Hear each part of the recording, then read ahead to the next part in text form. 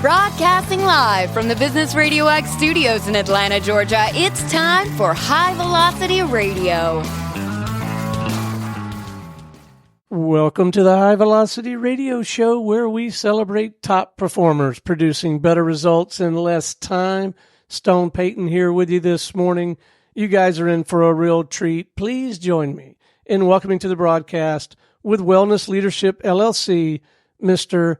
Don Grier. How are you, man?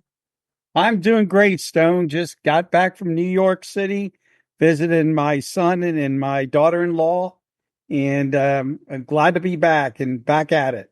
Well, it is a delight to have you on the show. I got a ton of questions, man. I know we probably won't get to them all, but I'm thinking a good place to start probably is if you would share with me and our listeners a broad stroke view, mission, purpose. What are you and your team really out there trying to do for folks, man?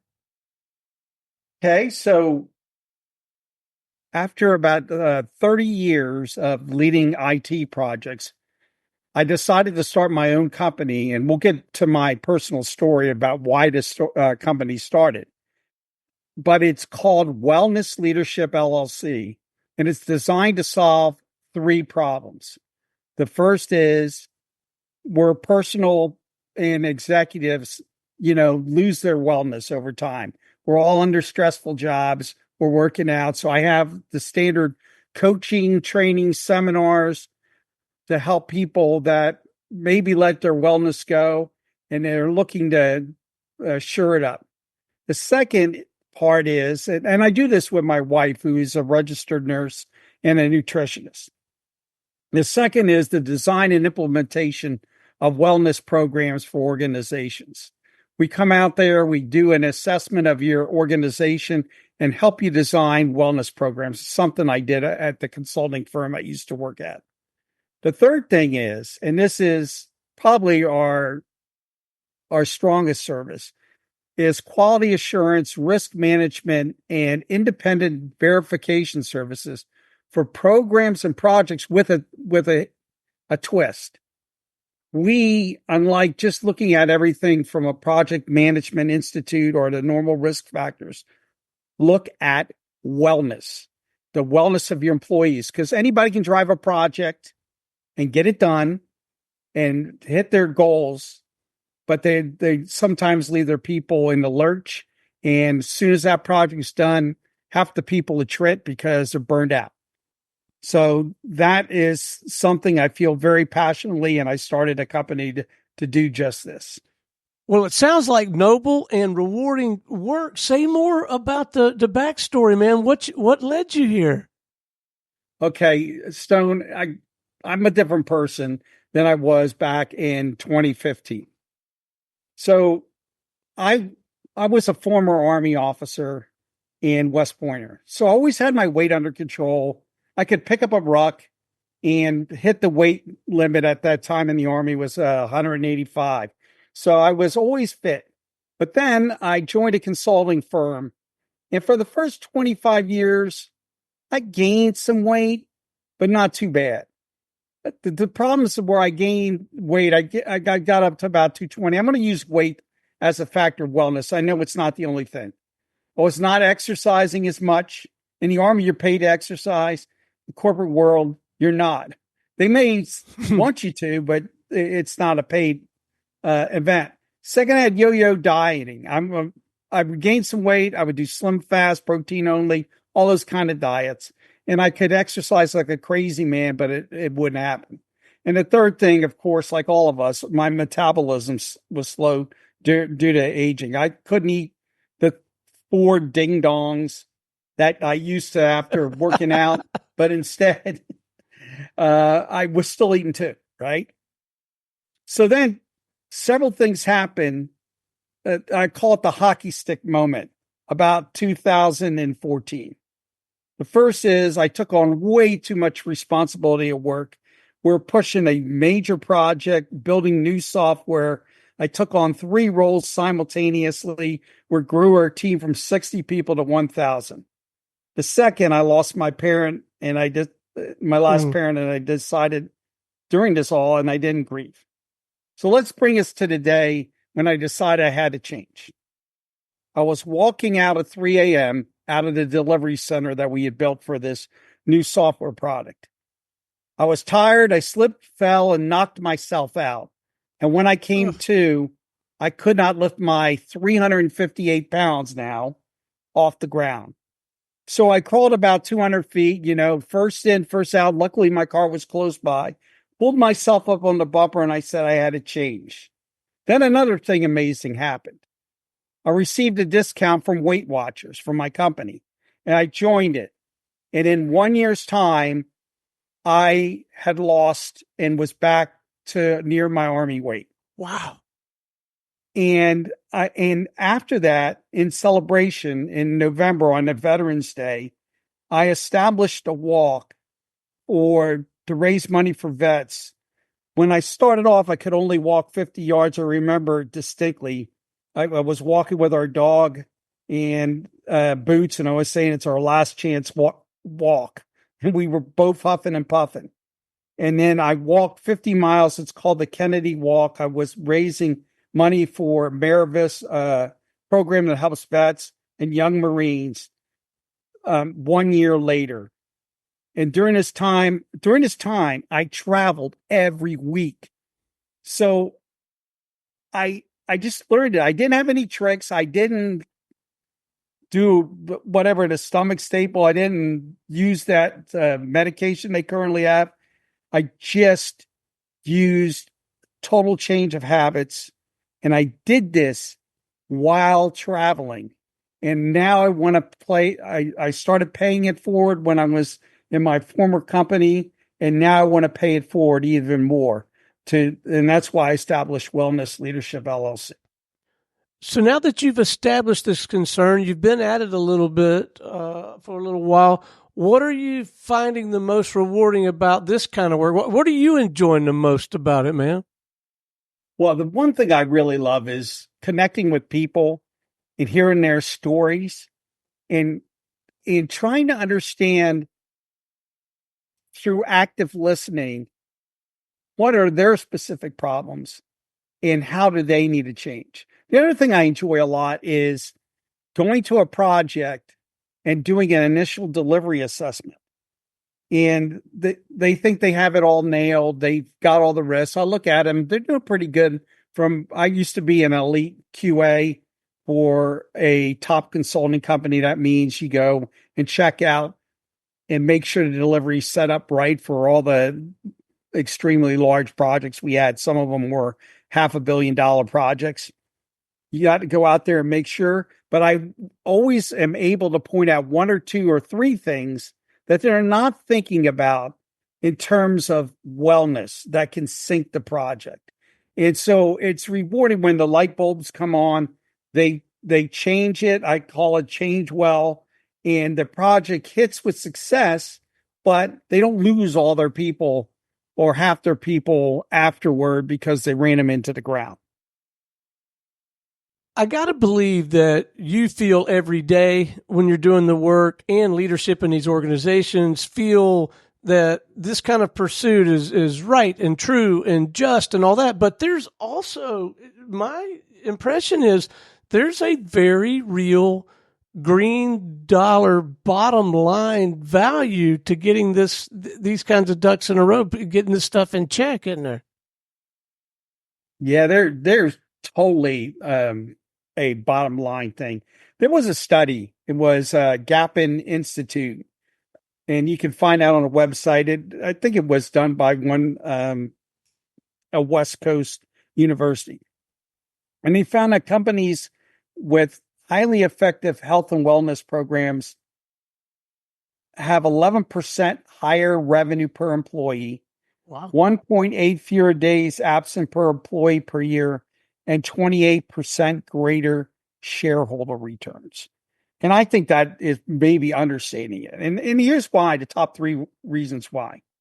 First, by focusing on wellness, it improves decision making. We know when you have no sleep, you're stressed out, you're fatigued, you do not make good decisions. And a simple 20-minute walk will provide a few minutes to clear your mind and focus on the problem. I can't tell you how many things I solved while sleeping. And I didn't sleep too much, but my song will hopefully hear at the end. I was working 18-hour days. That's what I used to do. And then once I changed it, I was more productive. The second thing, it builds camaraderie.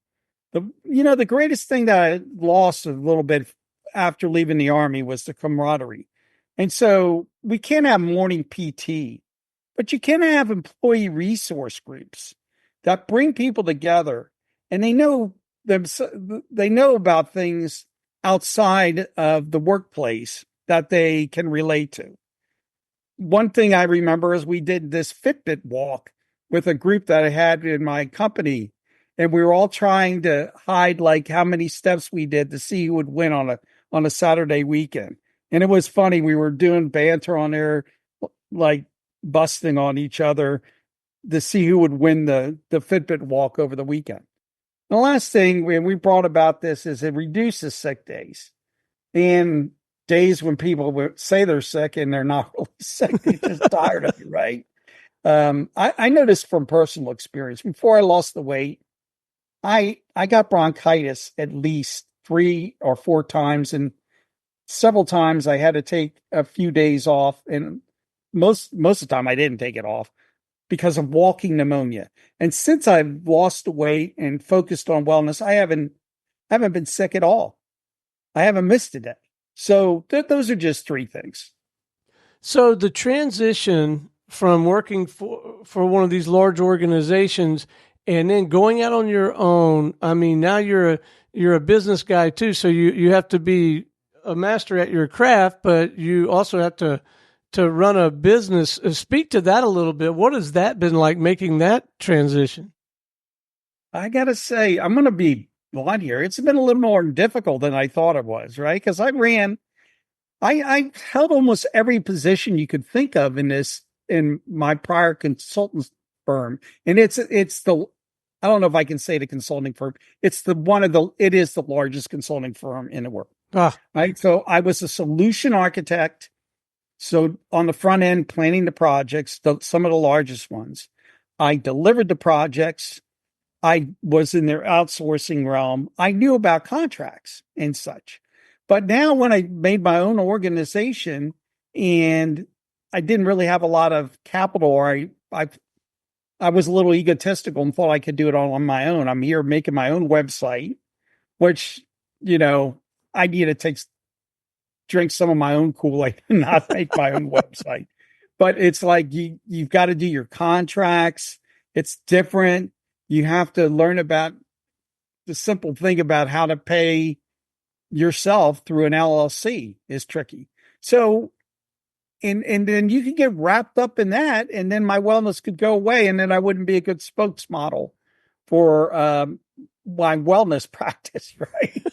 So it has been a transition. I'm caught wind now. I think I've got it going well, but there's quite a transition. Well, you just brought up a great point. In your line of work, particularly, you really have to eat your own cooking. I mean, you can't show up to one of these initial assessments or any other aspect of your work being way out of shape and not healthy yourself, right? Right. You can't be touting wellness, and so it's kind of a prod not to go back to my old habits. and it, it was a little tricky. I got to say, I did gain a little weight back and I think a lot of us did with the COVID, right? Right. You couldn't get out as much, but now I'm back on track. But it is important to keep that wellness aspect to it, because I always have my project management skills to fall back on, but I really, really am passionate about the wellness aspects, and I've got to keep it up. Yeah.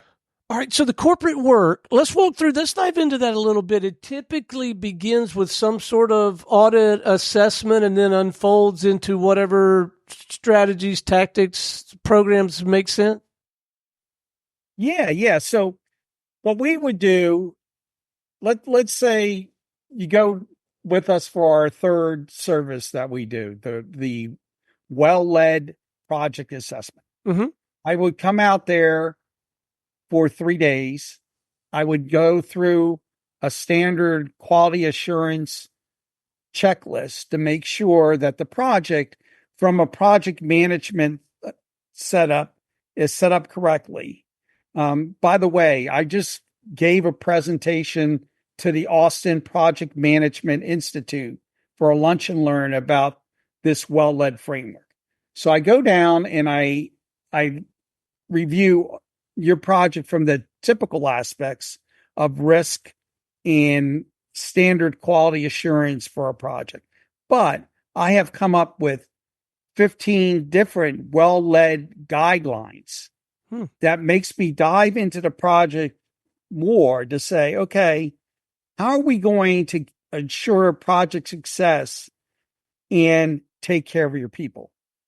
So you don't want to finish a project and that's the only project you got, right? Especially for these new companies that maybe they build a product and they're implementing it for the first time on a client, and you want to succeed again and again. And the best way to succeed is to retain the people you've trained, right? So that's the way. So after we do the 3-day assessment, you'll get a report with recommendations of what you need to, what I suggest you do on your project from both angles. And then if you want, I can come on and be a consultant on your project, or I can do fractional COO or delivery organization. So bottom line, that's one aspect. That's the well-led delivery assessment. I also give a seminar called the Well-Led Project, which I can do that if you're a medium or even a large organization and you want to know how to not only have project success, but take care of your people. There's a 1-day seminar on that. So how does the whole, well, now that you're not part of the largest consulting organization in the world that just puts you on a plane and sends you somewhere, I'm kind of curious, how does the whole sales and marketing thing work for a guy like how are you getting the business in the first place? Well, the way I get business is several aspects. First, I have my own website. I have a weekly blog that's on my website. 2, I have done some LinkedIn advertising. 3, I have the Change Well podcast. And 4, and this is the way it really works, is I have done networking with my extensive network from prior clients and such to look at opportunities with them. So there is the normal way that anyone does it, through social media, through blogs, through podcasts, but also the second way that everyone does it, through networking and and meeting with people that I know and having them direct me to people that I may not know, but they think would like my services. And I'm sure you knew this going in, and I'm sure you get it validated every day. There's just no sales and marketing tool as good as doing good work, right? Right.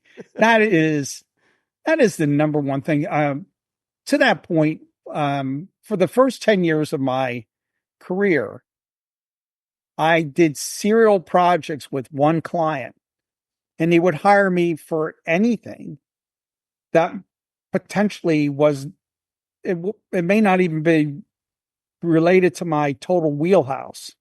And it was built on a client relationship. One of the clients was a project manager. We call it 2 in a box. You have 2 people, the client and the consultant, running the same project. Her name was Donna. My name was Don. And I said, between Donna and Don, there's only 2 letters, NA, not applicable.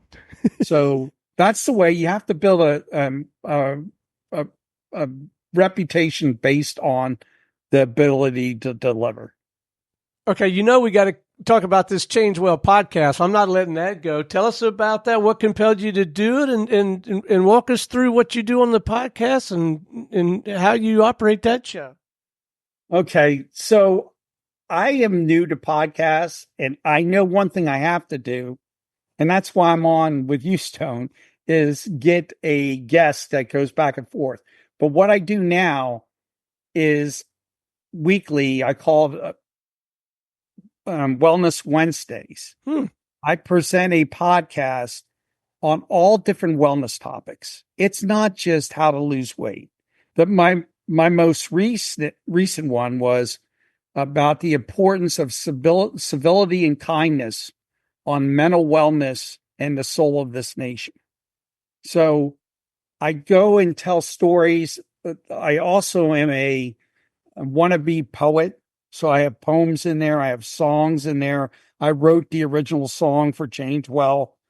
And what I'm trying to do is relay information, much like I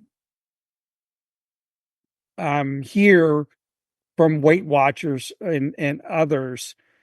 But I want to bring all the lessons that I've learned over my 30 years and the one intense year of losing weight, of how to become well in all aspects, spiritual, mental, physical. And so that's what it's based on. Well, I got to tell you, my experience has been that this can be a marvelous platform for capturing and sharing thought leadership. And it's easy enough. It's getting easier now. There's so many tools that make it easy to get it to a lot of people and allow them to access it kind of on demand when they're ready for that kind of content. So I applaud your efforts for doing that, and I sure hope you keep it up. And now that I know about it, I'm gonna tap into that work and be listening. But and yeah, for whatever my opinion is worth, I do think if you choose to expand the scope of that work to, from time to time, interview some other folks in the space or anybody with an interest in those topics, I think you'll find that really rewarding as well. I certainly do it. I love getting on the air with people like yourself. You just learn a ton and you build some marvelous relationships. And you do a great job on it. It's putting me right out of my ease here. Well, good. All right. So what's next? We're going to continue to grow the business. Or are we looking at some point into replicating your, I guess I'm going to use the word methodology because that's because I kind of came from the training consulting world as well. Would you expand it and have other practitioners help you get this to even more people? What's next for you? What's on the horizon 12, 18 months out? Yeah, I'm currently working, and I'm with the Austin Writers League, currently working on this. Working on a book called The Well-Led Organization. And it takes all the knowledge I have, the various blogs, pulls them all together into a guideline. I've already written a small chap book on this, but it's going to expand it out. I want to take that as a launch pad, not only to talk at seminars and wellness seminars, but also to launch further my consulting practice.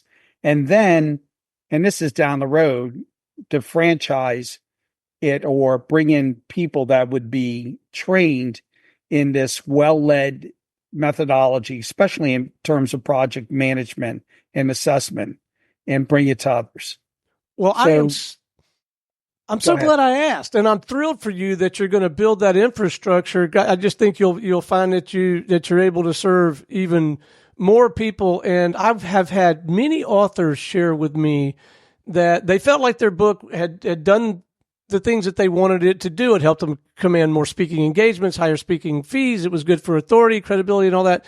And almost to a person, they have said that even had it not done all of that, just investing the time and energy to commit those ideas to paper and try to articulate them in a way that would be clear and concise and actionable, they felt like it made them a better practitioner. It like solidified and crystallized language and ideas in their mind where it made them better in the field. Yeah, I'm finding that, and it really does help. So hopefully it'll be out in the next 6 months. So okay, I'm working feverishly on it. Well, then I'm going to ask for another date. Then when you release this thing and we get it out there, will you come back and visit with us? Sure will, Stone. I really appreciate this this podcast and business radio. So I definitely will. Well, great. Well, I'll look forward to that. I don't know when or how you'd find the time because you got a lot of irons in the fire, Don. But I'm going to ask anyway. Outside the scope of the work, interests, hobbies, passions that you pursue. A lot of our listeners for this particular show, High Velocity Radio, they know that I like to hunt, fish, and travel. How about you? Anything you nerd out about besides the work? Oh, I love writing. I love singing. I love karaoke. I do a mean Elvis impression. I also am highly involved both in veteran organizations and our church organization. I just came back from a mission trip with about 140 teens. We went out and fixed some homes on the border of Texas for about 9 families. So those are and of course the most important thing is my family, my wife of 37 years and our 4 not kids anymore, but 4 young adults. So that's a little bit of my passion outside. Yeah. Now I understand. I read it somewhere and I didn't ask you about this before we came on air, so it's okay if you're not prepared. But I understand you've got a little bit of a gift for, and you touched on it a little while ago, poems, rhymes, and you've developed a couple, I don't know if stanzas the right name, but a couple of things around this business of leading projects. You got anything along those lines you want to share with us? Yeah, I'm gonna do my theme song real quick here. Okay. I don't have the background music, so I'll do it a cappella. But all right. Hopefully it won't blow your ears out. Here we go. I was working 18-hour day. I slipped and I fell. When it up and hit me, I had to change. Well, there's no way to sustain it. You'll crash and burn. Will not be able to work and no way to earn. Change well. And then you can lead. Change well. And your kids you can feed. Turn your life around for the final bell. It's now or never, you have to change well. It's now or never, you must change well. Wow, that was I am so glad I asked. That is fantastic. Oh my gracious. Oh, that's neat. Okay, before we wrap, I'd love to leave our listeners, and I guess, including people who are running organizations that might want to engage you at some point, or at least have a conversation with you, but also just individuals, just 1 or 2 actionable pro tips. Maybe it's something, that they could be reading, thinking about, doing or not doing, but let's leave them with a couple of actionable pro tips on this business of changing well. Hey, the first thing I think is look at the habits of your organization and of yourself and figure out what is working and what needs to change. And I would suggest 2 books on this topic. And one is fundamentally changed my life. The first one is called The Power of Habit by Charles Duhigg. The second one, a lot of other people I've heard about, is called The Atomic Habit. The second thing you have to do is prioritize your life and your work. And the best book that I found on that is called The 12-Week Year. And basically the proposition on this is you should be able to get all your work done in 12 weeks and make your revenue targets in 12 weeks if you focus on the essential. So those are 2. And the last plug is if you're trying to lose weight, make sure you join up in a community that has your back. We have a community. The one I will always recommend is Weight Watchers, but you have to do it with someone else. You can try it yourself, but you'll fall back on your old habits. So those are just some pro tips right there. Yeah, it sounds like marvelous counsel. And I have heard of the one book, The Atomic Habits. I was not familiar with the other, but I'll definitely look into that. All right, what's the best way for us to tap into your work, stay connected with you, maybe even set up a conversation with you or somebody on your team? Well, the best way is to go to our website. It's www.wellnessldr.com. So another way is I have my own personal blog that's been established for a long time, and it's called weightlossleadership.com. All one word. I'm also out there on LinkedIn. We have Wellness Leadership LLC. You can search on it in LinkedIn and connect that way. We have if you do it that way, you can sign up for our weekly newsletter. So those are three very quick ways to get in touch with us. Well, Don, it has been an absolute delight having you on the broadcast. Thank you for your insight, your perspective, your knowledge, your enthusiasm, and your gift for rhyme. You have an awful lot to offer people. You're doing important work, and we sure appreciate you, man. Well, I appreciate you, Stone, and I hope you have a good trip. I heard you had a trip coming up. I hope it's fun and everything goes well. So. Well, it has been my pleasure. All right, until next time, this is Stone Payton for our guest today, Don Grier with Wellness Leadership LLC, and everyone here at the Business Radio X family saying we'll see you in the fast lane.